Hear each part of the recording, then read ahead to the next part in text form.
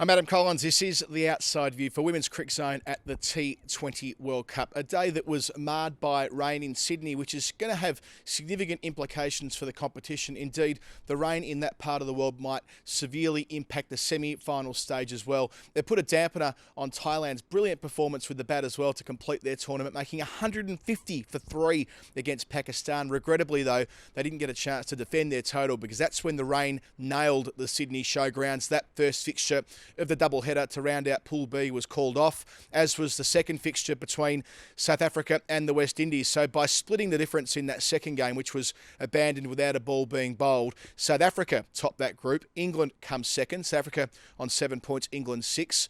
Of course, they'll join Australia and India in the semi-finals. But we have to really start there. The fact that there are no reserve days allocated, or a reserve day, I should say, allocated for the semi-final belies common sense. We saw last year in the men's 50-over World Cup, there was a reserve day for the semi-finals, which we needed. If India and New Zealand didn't have that day available to them for their semi-finals to continue, India would have progressed. Now, in this situation, if we do have severe rain on Thursday in Sydney, and look, that's what the forecast says, so we should go by that for the time being. It may very well be the case that Australia, who've won their last 3 games, the host of this tournament, the number 1 ranked team in the world, won't be able to go through on account of what they did on the opening night of the tournament. Now, forget about my parochial partisan interest. This isn't about the Australian team and me being from Australian extraction. It's just a procedural fairness, the idea that one game at the start of a tournament can influence the entire competition for you seems wrong, and that would have been circumvented had they built in a spare day. And the fact that it's being played on Thursday,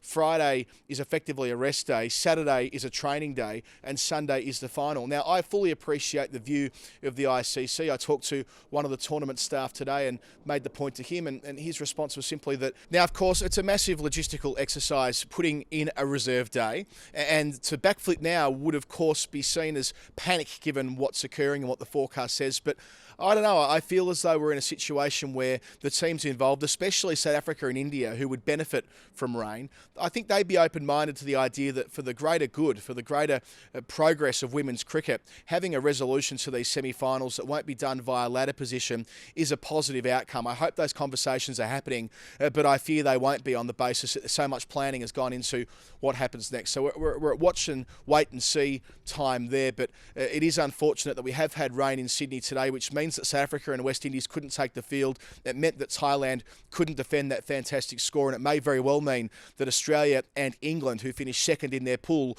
won't have the chance to qualify for the final. In the case for Australia's part, the breaking news, the disappointing breaking news today is that Elise Perry has what the doctor has called a high-grade hamstring tear in her right leg from the quarterfinal, the quasi-quarterfinal victory they had over New Zealand in Melbourne yesterday. We expected the worst, and it is a terrible outcome for the superstar all-rounder. She'll miss the opportunity to play definitely in the semi-final. I note they have kept her in the squad. They haven't named a replacement player, but based on the language in the media statement, I can't fathom a scenario where Perry can realistically be rolled out at any stage for the rest of this tournament. So Australia have their concerns, but we've seen in the comp so far they've been able to fight back. Of course, they lost their first game. They were in trouble against Sri Lanka, so they'll still back themselves after that comprehensive victory against New Zealand yesterday at the Junction Oval. As for England, who are the other 2 seeds, so they'll play India, the top-ranked team from Group A. They're playing the first of the 2 semi-finals, I should add, with South Africa and Australia playing the second game at the SCG, provided they do get a chance to play and the rain stays away.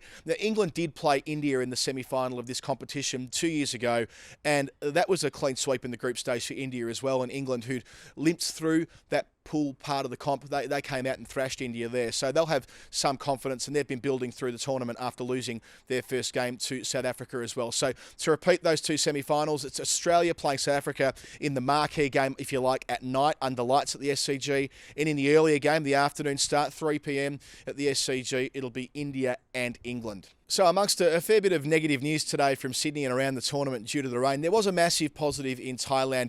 And look, a lot of the commentary around the Thai side playing in their first global tournament, not least from me on the outside view, is that they've struggled to find a way to make bulk runs, struggled to turn the strike over, and especially struggled to find the boundary. Well, that absolutely wasn't the case against Pakistan today. They batted aggressively, they batted positively, and they batted magnificently, making the positive decision to bat first after winning the toss. They had a 93-run partnership partnership for the opening wicket, which broke in the 14th over. Nadakan Chatham was glorious. 10 boundaries on her way, alongside Nadia Buchatum, who made 44 in 40 balls, striking 8 boundaries. Like I say, they put on 93 for the first wicket, which was unheard of earlier in the tournament. And after that hefty base was built, adding 93 for the first wicket, they were able to put their foot down at the end as well and make their way to 150 for 3. So hugely disappointing for the Thai side that they didn't get the chance to unleash their bowlers on Pakistan and take what would have been a momentous victory on the global stage. But we know they now move to their next stage of their development, having played here, having taken bulk wickets in power plays, having fielded so nicely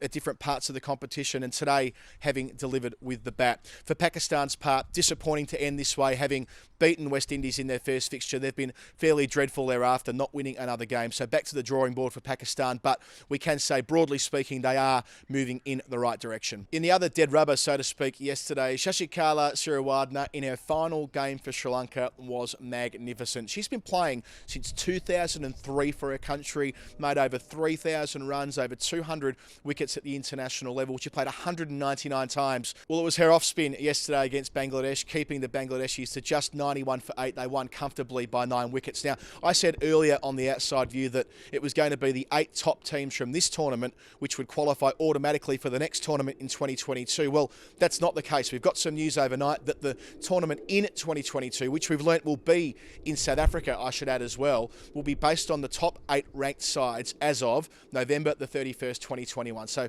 a slight change to the way the ICC are qualifying sides for that tournament, with, of course, the 9th and 10th seed, as it was this time around, going through a qualification tournament which we played in the middle of 2021. So despite the fact that we only got 20 overs of play and the conversation around the day in the T20 World Cup was dominated by rain, plenty of news still around, of course. Now we move to this semi-final stage, and of course we will be there, rain, hail or shine, on the outside view. Adam Collins. Follow Women's Crick Zone on Twitter, Instagram and Facebook. Cannot wait to be with Izzy Westbury through the business end of this tournament.